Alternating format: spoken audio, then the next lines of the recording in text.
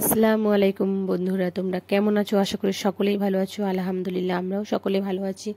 মুখে কালো দাগ, ছোপ, পিম্পলসের দাগ এগুলো দূর করার জন্য আমি আজকে একটা ঘরোয়া উপায় তোমাদের সঙ্গে শেয়ার করব। তো দেখো বন্ধুরা, এখানে মধু লাগবে, হলুদ গুঁড়ো লাগবে আর একটা টমেটো লাগবে। টমেটো এখানে পুরোটা লাগবে না, অর্ধেকটা মতো হলেই হবে।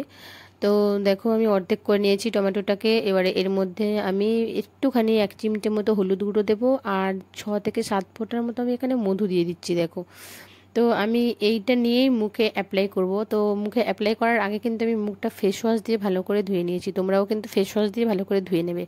টমেটোটা নিয়ে পুরো ফেসটাতে রাব করতে থাকবে, এরকম 5 মিনিট মতো রাব করতে হবে। আর যাদের কিন্তু মধু শ্যুট করে না তারা কিন্তু মধুটা দেবে না, মধুটা অ্যাভয়েড করবে। মানে টমেটোর মধ্যে শুধু হলুদ গুঁড়ো দিয়ে মুখটায় রাব করলে ভালো হবে। 5 মিনিটের মতো দেখবে ভালো ফল পাবে। এটা অ্যাপ্লাই করার 5 মিনিট পরেও মুখটা কিন্তু টান টান ভাব হবে না, মানে শুকনো হবে না। কারণ এখন তো প্রচণ্ড গরম, মুখ তো ঘামবেই। তো আমার মুখটাও ঘেমে যাচ্ছিলো। তো বেশিক্ষণ নয় বন্ধুরা, মাত্র 5 মিনিট রাখার পরে মুখটা ধুয়ে নেবে, আর না হলে পরিষ্কার কাপড় দিয়ে মুখটা মুছে ফেলবে। ভিডিওটি যদি তোমাদের ভালো লেগে থাকে একটা লাইক করে চ্যানেলটাকে সাবস্ক্রাইব করে আমার সাথে থেকো বন্ধুরা। তো দেখো আমার এখানে 5 মিনিটের মতো হয়ে গিয়েছে। এবার আমি মুখটা ধুয়ে ফেলবো।